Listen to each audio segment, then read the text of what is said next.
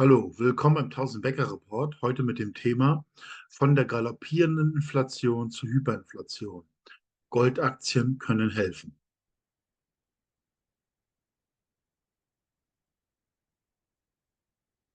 Disclaimer.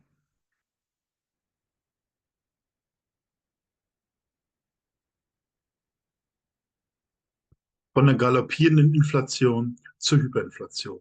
Mittlerweile sind wir im Zeitalter der galoppierenden Inflation. Teilweise sind bereits Preise des täglichen Bedarfs schon um bis zu 50% gestiegen. Der Trend dürfte anhalten, da die riesigen geschaffenen Geldmassen zunehmend in die Gütermärkte fließen. Und mit diesen Geldmassen kann Otto Normalverbraucher nicht mithalten. Solange wir noch am Anfang der grünen Phase sind, kann man sich noch gerade so über Wasser halten. Aber die Geldentwertung beginnt exponentiell zu steigen.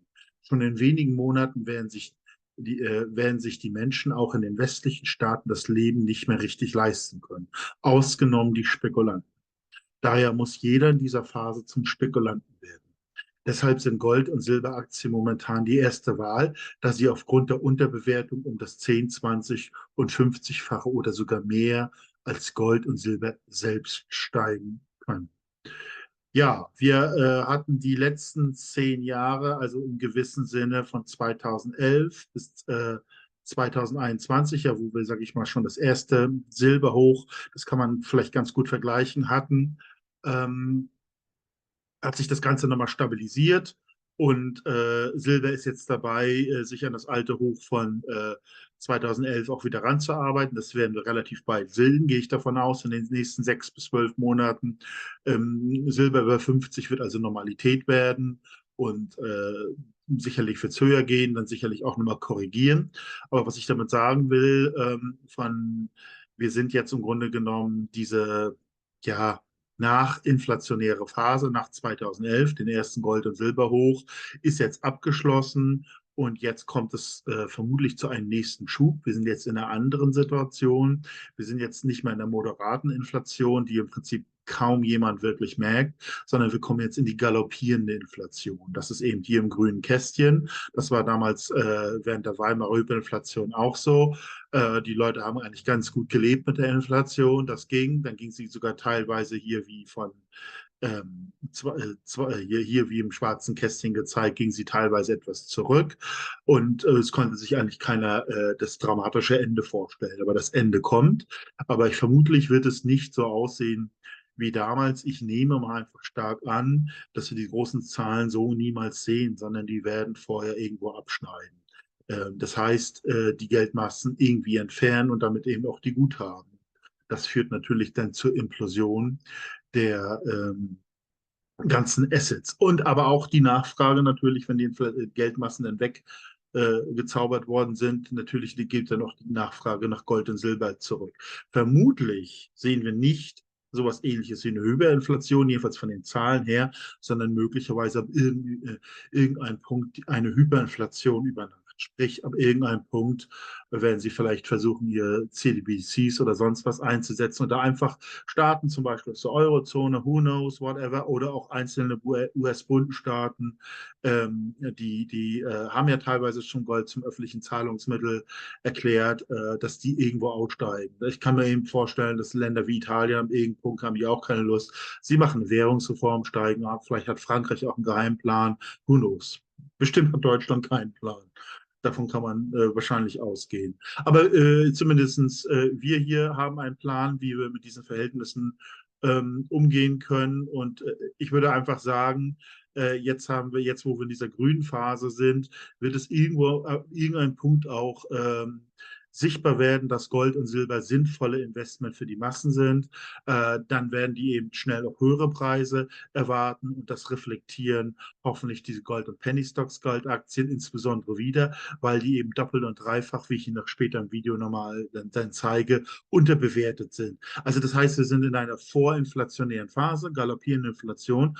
Trotzdem sind Gold- und Silberaktien überproportional unterbewertet. Das macht keinen Sinn. Da steht eine absolut extreme Entladung vorher. Ab irgendeinem Punkt wird nämlich werden diese niedrigen Preise für Gold- und Silberaktien nicht mehr aufrechtzuerhalten sein. Und wir sehen dann viele Penny-Gold-Aktien vermutlich in den Dollarbereich oder mehr zu gehen. Und das ist die ganz große Chance, weil man kann sich ein paar 10.000 oder 100.000 Penny-Gold-Aktien hinlegen und dementsprechend profitieren davon. Ja, also im Grunde genommen läuft diese Inflationsphasen und das Ende läuft eigentlich immer gleich. Am Ende steht der Vermögensverlust, die radikale Entwertung. Wir sind eben in der Phase, wo es noch kaschiert werden kann. Diese ganzen Geldmengen sind irgendwo noch in den Staatsanleihen, in den Versicherungen, im Bankensystem und sie drücken noch nicht auf die Gütermärkte. Aber zunehmend werden sie das. Je instabiler das wird, desto mehr wird da in Gold und Silber fließen. Und da kann man mit seinen ganz begrenzten Ersparnissen dann eben überhaupt nicht mehr mithalten. Es wird alles weggekauft, was irgendwie Ware, physisch oder Gold und Silber ist. Das muss man sich bewusst machen. Aber noch sind wir nicht da und noch wird es dieses Szenario auch nicht geglaubt. Ich glaube, dass dieser Anstieg der Gold- und Silberaktien ist quasi so ein Vorbeben sozusagen, bevor es wirklich sichtbar wäre. Und das ist ja die Situation, dass es eben davor läuft. Dadurch haben wir die Möglichkeit, in schwierigen Zeiten flüssig zu sein, beziehungsweise mehr Gold und Silber zu kaufen, um uns dann auf diese letzte Phase, die in irgendeiner Weise dann eintreten wird, schützen zu können. Ja, hier ein Silber-, Blei- und Goldproduzent, Peru, Mexiko, moderates bis hohes Risiko. Also unsere Silber-Bleistäbe-Lagerstätte Corani im Puno haben die, Peru, 100% im Besitz des Unternehmens, ist einer der größten vollständig genehmigten Silberlagerstätten der Welt und zeichnet sich durch die beträchtlichen Ressourcen aus überwältigender Stütze der Gemeinde, schreiben sie hier, 15-jährige Lebensdauer der Mine und niedrige Gesamtkosten. Unsere Gold-Silbermine Mercedes in Sonora wurde 2022 Mercedes eine Cashflow generierende Goldmine mit Explorationspotenzial. Also die haben eben hier in Mexiko und Peru eben äh, sage ich mal, Operationsgebiete und die Mercedes-Mine hier in Gold-Silber in Mexiko, die produziert eben auch schon Cashflow, was natürlich die Extrapolation für die anderen Gebiete machen können. Der richtig großen Ressourcen sind eben in Peru das Corani-Projekt. Also sie planen dann oder haben eine Produktion von 19,6 Millionen Unzen, 98 Millionen Unzen Blei, 69 Millionen Unzen von Silber. Lebensdauer der Mine ist eben 15 Jahre in Peru, riesige Mengen Silber. Wenn man das mehr oder weniger in diesen Potentialfaktor reintut, könnte sie theoretisch bei Silber 50 um das 65-fache steigen. In jedem Fall, das ist unten aktuelle Chart, wie gesagt, Repräsentation ist älter, aber immer noch gültig. Sie sehen, dass diese Aktie auf jeden Fall ihren Boden gefunden hat. Sie ist im Grunde genommen vom letzten Goldaktienboom hier von 3,5 Dollar fast auf 0,4 abgesunken und also sich Fakt um 90% verbilligt. Der Boden ist gefunden, sie bricht wieder aus. Und meiner Meinung ist es nur eine Frage der Zeit, wenn wir das alte Hoch wieder sehen, gerade wenn wir einen dementsprechenden Silberboom sehen. Da dürfte solche primäre Silberproduzenten natürlich ganz gewaltig profitieren. Ja, meiner Meinung nach sehr interessantes Unternehmen, ist irgendwie von der Risikoklasse klar, wenn ein Peru mit bei ist, Mexiko ist es nicht Kanada oder USA, das heißt zweite Klasse. Es ist irgendwo zwischen moderatem Risiko, würde ich sagen, und hohem Risiko. Sollte jedenfalls ein guter Hebel insbesondere auf Silber sein. Wie gesagt, immer keine Kaufempfehlung, aber meiner Meinung nach ganz interessant, sich das Unternehmen mal anzuschauen. Ja, hier nochmal ein paar grundsätzliche Aussagen, was wir eigentlich erwarten jetzt in den nächsten Jahren. Also Gold steigt analog der 1970er von 2000 auf 8.500 Dollar. Wie kommen wir darauf? Es ist im Grunde genommen das Ähnliches 1970 schon gelaufen. Die Charts sehen eigentlich ähnlich aus. Das war eben hier dieser Boom also 1979 kam dieser finale Goldaktienanstieg und im Grunde genommen sind wir genau da. Es ist, sag ich mal, damals hat sich auch eine Tasse gebildet, ein Henkel gebildet und dann ging es von innerhalb von einem Jahr kam der Monsteranstieg und da kam es eben zu diesen Anstiegen hier wie unten in den Aktien von 5 Cent auf 19 Dollar. 10 Cent auf $36, also zum Beispiel eine 360-Fachung aus $1.000 wurden $360.000 etc.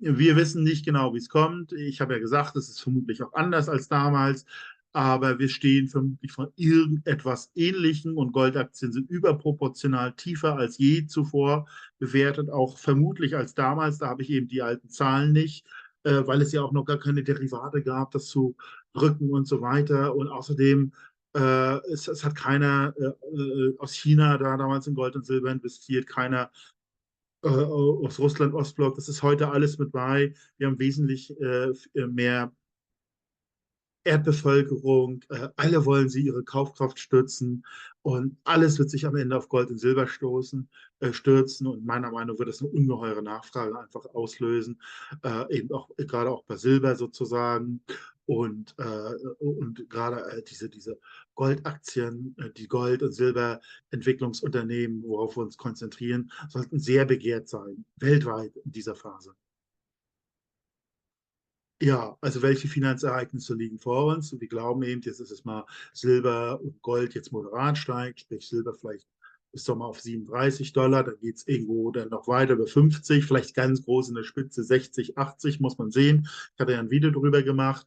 Ähm, ja, Gold nimmt man an, vielleicht 2350 Dollar dieses Jahr, dann vielleicht auch nochmal, kann es hochgehen auf 2,4, 2,5, 2,6. Das sollte ihm diese Pennygold-Aktien wie auf der linken Seite hier angezeigt, dazu bringen, hoffentlich in den Dollarbereich zu gehen. Und Sie können sich ja vorstellen, von diesen Pennygold-Aktien, die vor kurzem 2 Cent etc. gekostet haben, kann man sich doch einige Zahlen dahinlegen. Und wenn aus diesen Zahlen dann Dollarbeträge oder Schweizer Frankenbeträge werden, ist das doch ein ganz attraktives Szenario. Ja, also es ist eben auch einfach vergleichbar mit der Situation von 2011, das hier unten Silberschad und der Kaminanstieg, also der fast senkrechte Anstieg, lief damals in 8 Monaten von diesem Punkt. Von diesem selben Punkt sehen wir uns hier auch. Also sollten wir möglicherweise 8 Monate Silberrallye haben und war damals 2011, haben da viele Leute ein großes Vermögen mitgemacht in dieser Situation und das kann sich genauso wiederholen jetzt. Ja, hier nochmal von mir die schon erwähnte extreme Unterbewertung bei Goldaktien. Sie sind einfach doppelt unterbewertet. Einmal, wenn man das Verhältnis Goldaktien-Gold ansieht, auf der rechten Seite sehen Sie, dass seit 1996 unverständlicherweise Goldaktien in einem Bärenmarkt sind, die eigentlich jetzt erst ihren Boden gefunden haben. Jetzt nimmt man an, dass das Ganze jetzt was Jahrzehnte unterbewertet war, mit einmal zurückschnappt. Allein das ist eine gigantische Rallye, wann das kommt. Vielleicht übertreibt es auch. Und dann haben wir auf der linken Seite das Verhältnis von Junior-Aktien und Senior-Aktien, also großen Aktien zu kleinen Goldaktien. Und die sind total niedrig bewertet. Dieses Gap, was da rechts angezeigt ist, kann sich auch eben ganz, ganz schnell hier wie 2002 schließen. Und auch das ist sogar noch mal ein Hebel in den Hebel. Und deswegen finden wir halt diesen Gold- und Silberaktiensektor so außerordentlich interessant. Ereignis 2, Ereignis 3, ja, das Risiko nimmt vermutlich mit steigenden Goldaktienpreisen überall zu. Die produzierenden Länder könnten die Minen ab irgendeinem Punkt möglicherweise staatlichen oder höhere Steuern belegen. Unsere einheimischen Banken könnten zunehmend in Schieflage geraten. Muss immer mehr Geld aufgewendet werden, um immer mehr kurzfristige Zeiträume für die Banken zu retten.